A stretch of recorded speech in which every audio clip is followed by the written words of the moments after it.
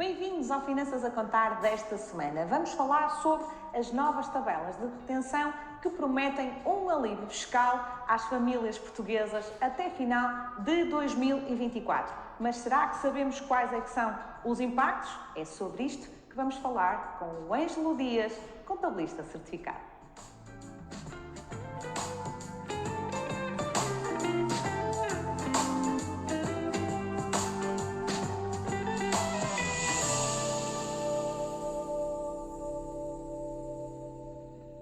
Ângelo, bem-vindo ao Finanças a Contar.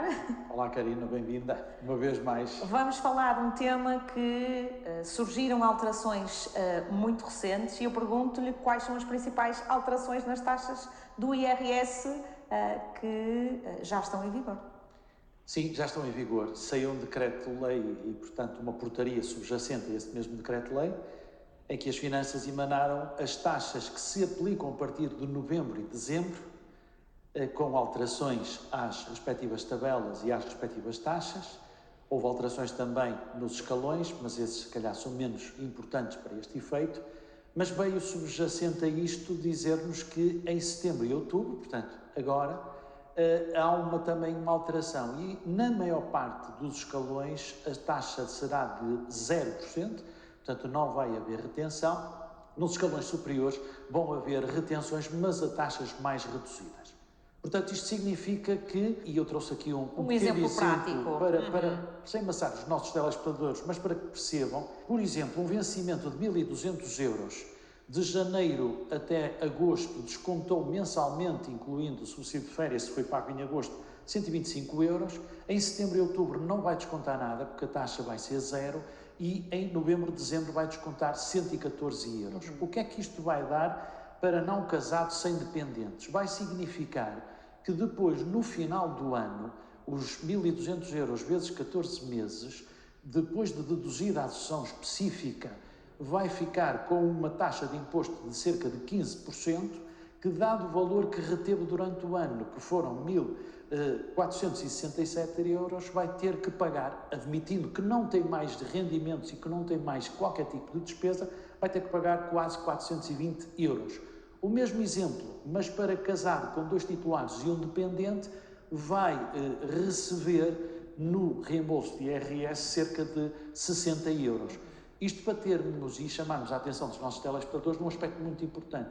Apesar de setembro e outubro eu ter mais rendimento disponível, ter mais dinheiro no bolso, não posso esquecer que quando entregar a modelo 3 da minha declaração de IRS, as contas fazem-se numa totalidade e não posso esquecer o rendimento no seu total e não só terem atenção estes 2 meses que efetivamente vai haver aqui, se quisermos, num chavão que se gosta muito de ouvir, um alívio fiscal. Há aqui muito a ideia de que em setembro e outubro vamos ter retroativos. Não há retroativos. Não há retroativos. Lembra aos telespectadores que tivemos até 2021 sempre uma única tabela de IRS para o ano todo. Por questões políticas, por questões de inflação e até diria por questões de alguma forma podermos ajudar o contribuinte, de lhe criar, diria, alguma ilusão do tal alívio fiscal, fizeram-se várias tabelas e este ano são 13, em 22 também foram 13, em 23 também, e portanto o que vai acontecer é que houve aqui alguns ajustamentos, mas, repito, as contas fazem-se no fim. Parece que estamos a falar de futebol, mas no caso do IRS é mesmo isto.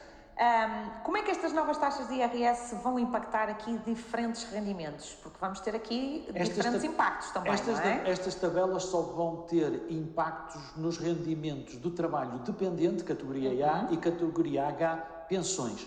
Todas as restantes categorias não têm qualquer tipo de impacto e, portanto, a única diferença é que vai-se pagar menos imposto ou vai-se reter menos imposto ao trabalhador e ao pensionista em setembro e em outubro. E, em alguns casos, até nem se vai reter imposto nenhum.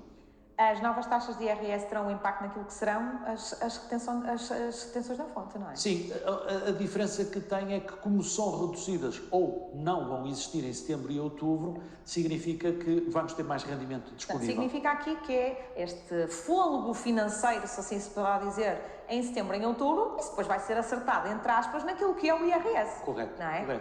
correto. Muito não esquecer esse pequeno grande pormenor. do acerto das contas que nós sempre fazemos. Aliás, esta realidade passa-se como todos nós, todos os anos. Eu posso alterar de emprego, eu posso alterar de remuneração, eu posso juntar vários tipos de remunerações e, portanto, tenho que ter sempre em atenção que aquilo que acontece mensalmente é uma realidade que vai ter o seu exame final quando eu entrego a minha declaração a meio do ano seguinte relativamente aos rendimentos do ano anterior.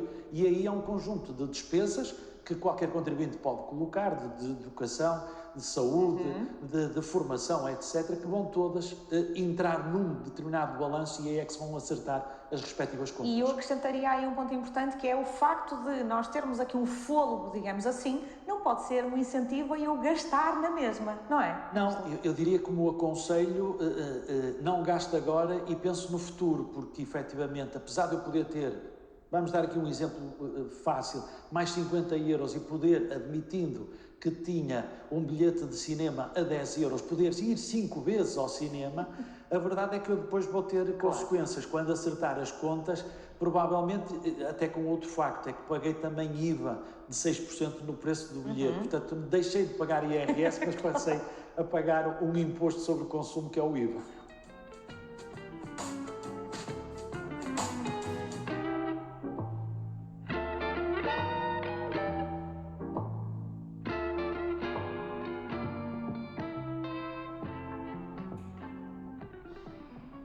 E já sabe, gosto sempre de deixar aqui as minhas dicas habituais, que é: faça uma análise ao seu escalão, analise também o seu recibo de vencimento para ver se já está atualizado com as novas tabelas de retenção, e deixo-lhe aqui algo que é muito importante, que é: se tiver um impacto daquilo que é o valor do rendimento e ganhar mais, a diferença que tiver ao final do mês, não a gaste, coloque-a numa poupança.